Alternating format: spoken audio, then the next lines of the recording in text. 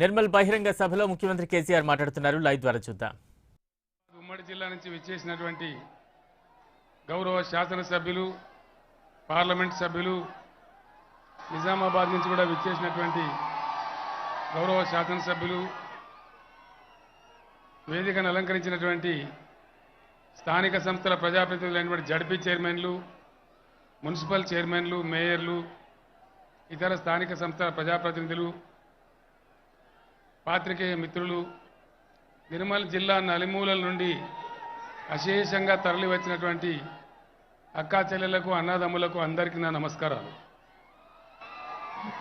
ఈరోజు నిర్మల్ జిల్లా ఏర్పాటు చేసుకున్న తర్వాత బ్రహ్మాండంగా నిర్మల్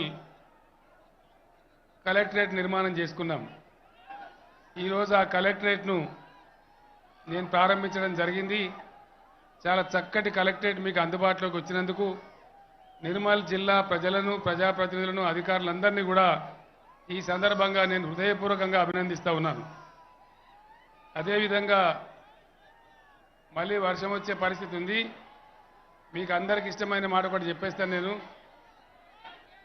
నిర్మల్ జిల్లాలో 396 గ్రామ పంచాయతీలు ఉన్నాయి.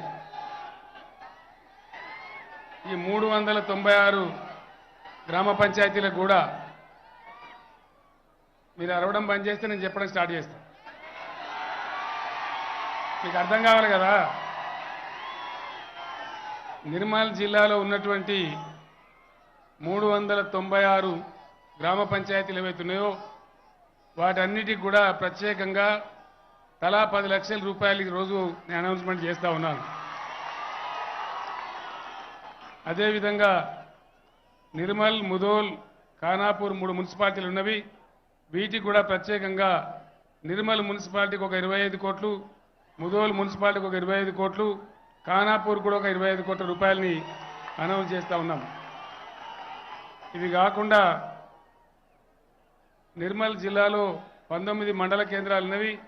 అవి కూడా అభివృద్ధి కావాల్సిన అవసరం ఉంది. కాబట్టి వాటన్నిటికి కూడా ప్రతి మండల కేంద్రానికి 20 లక్షల రూపాయల చొప్పున మంజూరు చేస్తూ ఉన్నాం. కొద్దిసేపు మీరు సైలెన్స్ ఉండాలిగా.